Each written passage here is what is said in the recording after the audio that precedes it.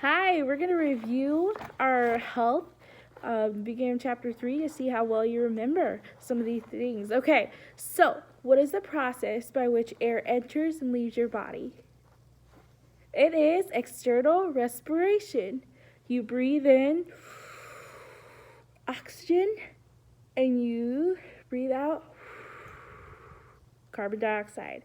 So you breathe in the gas of oxygen, breathe out carbon dioxide. You probably remember that from science class. We talk about plants because they are the opposite, remember? Okay, now, it is very important to get fresh air and sunshine, okay? So what is the sunshine vitamin? Hopefully you said vitamin D. Now for me, I actually get kind of sad sometimes in the winter because it's so dark all the time, and I had lived in Las Vegas where it was sunny all the time. So when it's rainy or anything, I'm like, oh, okay. So it's very important for me to actually take a vitamin D supplement, but vitamin D is our sunshine vitamin. Okay, so you can even think of like the drink Sunny D. Okay, to help you remember, the sunshine vitamin is D. That was the review of the first 2 pages. Let's keep going.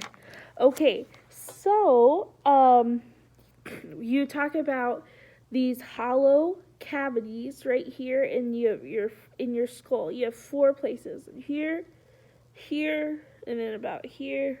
What are these hollow places called? Hopefully you said they're your sinuses. Okay, now mine are actually not hollow right now because I think I have allergies because they're all filled up with stuff. I know that's TMI. These are your sinuses. When I used to go to the chiropractor, she used to like almost like poke your eye socket out just to release your sinuses, and it really hurts actually. Now in your nose, and you have a moist. You know I hate that word. A moist lining. It's called the mucous membrane. Lovely stuff. It's the mucous membrane, and it's like that slimy stuff on the inside. And the sticky fluid, the lovely sticky fluid, is called mucus. I know it's so gross, but your mucous membrane extends. It has it's in your mouth and in your throat, your ears, your bronchial tubes, and also in your lungs. Okay, what are those tiny hair-like forms? The little hair-like forms in the mucous membrane. Hopefully you said cilia. Cilia, and if you didn't know that, you need to know that. And then pathogens, those are germs. Now, if you have an infection of your nose, it can spread easily. And this is called, an infection of the nose is sinusitis. Sinusitis.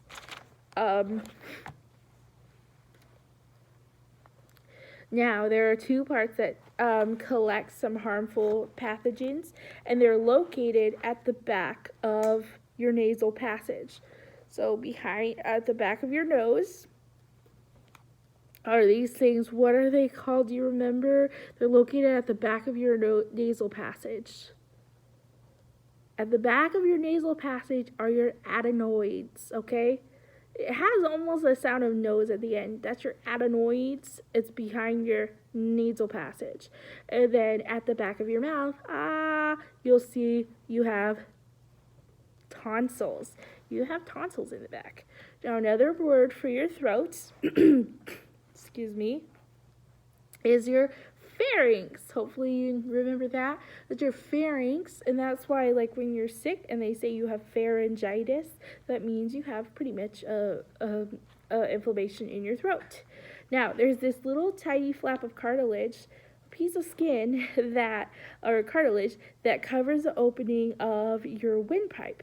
And whenever you are breathing or talking, it comes up, and then when you're eating, it comes down and closes it.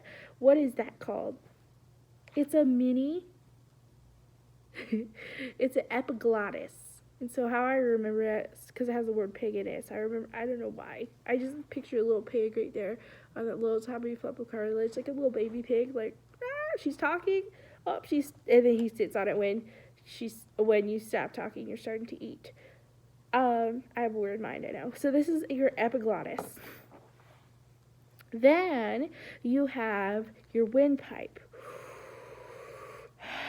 When you're breathing and it all comes out, this is your windpipe. It is your trachea. So your epiglottis, remember your epiglottis sits on top of your trachea. When you are going to breathe, it comes up. It's up for the party. And then when you go to eat, it closes it, okay? Now, sometimes that's why we say don't talk and eat at the same time, because you're laughing, and you know when milk or something comes and it shoots out your nose, it's because you were doing things the wrong way. Okay, now you also have a voice box, and we've talked about this in science class, and that is your larynx. Remember, a bird has a syrinx and a person has a larynx, and that's how you get sound. So if you have laryngitis, that means yes, you have no voice. So this is your larynx. Now, so we have our trachea. Our trachea comes down, our windpipe, and then it splits into two. When it splits into two branches, what are these two branches called? Your two branches are called your bronchi. Your bronchi, okay? So it branches. This is your bronchi. It's a branch. A bronchi is a branch, and it goes like this, okay? So your bronchi separates into two branches, and then one goes into each lung. Trachea, bronchi, and lung, okay? So you have your lungs here. Now inside your lungs, the bronchi go into bronchial tubes, and the bronchial tubes go even smaller to call bronchioles. So it's bronchi are the two, bronchial tubes, and then bronchioles. Those are the smallest tubes. And at the end of those, they have these little tiny air sacs that look like the tops of asparagus, or little mini balloons. So these tiny little mini balloons, it looks like one of those, if you've ever bought those pack of water balloons that are not blown up, but they have all the little ones that are shrunk there. Those are your air sacs, your air balloons, and those are called, do you know what those are? Those are the tiny little balloons are your alveoli, okay? Your tiny little balloons are your alveoli. Next, let's keep going. You have separating your chest cavity from your abdominal cavity. You have something that comes like an arch. It's down here. It separates your chest from your abdominal cavity. This is your diaphragm. And people say when you sing or you talk, you should breathe from there because that will give you so much more air. So this is your diaphragm. And you guys have already talked about that, so I'm not going to go reteach it. And then I guess you talked about the respiratory system. And the respiratory system's main job is to take the carbon dioxide and the oxygen between the air and your blood and just exchange them. That's the main purpose of your respiratory system. Now, you also did talk about something that when you're smoking, it can cause you one of the most harmful diseases, and that is lung cancer. And do you remember when we talked in science about the video of when you smoke and what happens to the inside of your lungs? It's scary.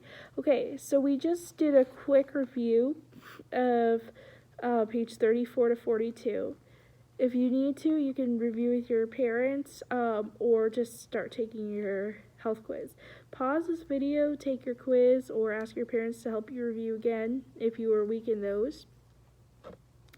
And then when you come back, we're going to keep going and reading today's reading. Okay, we're in today's reading of page 43 to 45. we are going to be talking about aerobic exercise today. Activity without rest. Okay, so I'm going to be reading. You can follow along with me. Swimming, jogging, cycling, rowing, jumping rope, and active sports such as soccer and basketball are called aerobic exercises because they help your lungs to use more air with less effort. So, all of these are your aerobic exercises. Your muscles need oxygen to do their work. When your muscles work hard, your body uses a large amount of oxygen. An aerobic exercise indicates the condition of your lungs to take in extra oxygen and the condition of your heart to deliver the extra oxygen to all parts of your body. Remember that aerobic exercises also build fitness and endurance because they use your skeletal muscles for a long period of time. Now, I know you're home now, and hopefully you are taking the time to go outside and do some sort of activity. And if you haven't, take today and say, Mom, it's part of my work. I need to go outside. Whether you are jumping on a trampoline or you are running outside or you are doing something to get some activity in, this is your aerobic exercises. And it's really important because it helps you stay in shape. It's using your lungs. Exercising now and then will not help build fitness, nor will it strengthen your heart and lungs. Aerobic exercises gives your body continuous exercise without or activity without rest periods. Highlight this or pay close attention. 15 or more minutes of aerobic exercise at least 3 times a week are needed to help keep your body in good physical condition. So I know, like, before you were doing work at home, we were going outside and doing recess every day. But since we're not doing that right now, if you do some sort of physical activity outside that's getting your heart pumping and the blood flowing for about 15 to 20 minutes, at least 3 days a week, that'll help you stay in really good shape. If you are in poor condition now, you will need to build up gradually. While you're in school, you can work on fitness during phys ed class as well as before or after school and on Saturdays. During the summer months, you will have more time for vigorous work outside. You may also enjoy swimming, rowing, cycling, or playing active games with your family or friends. Swimming is an excellent aerobic exercise because it exercises the muscles of both your upper and lower body. Since swimming causes less stress or strain on your joints and bones in running, you may be able to swim while you have some injuries. My dad injured his back when he was in Ohio, and so he would go to the pool and he would swim because that was really good exercise for him, but it wasn't hurting his back. These are really important things for you to try, and these are aerobic exercises. Remember, it gets your heart going and your body moving for about 15 to 20 minutes, 3 or more days a week. Now, you can't just get up and say, today I'm going to run a marathon. You need some warming up.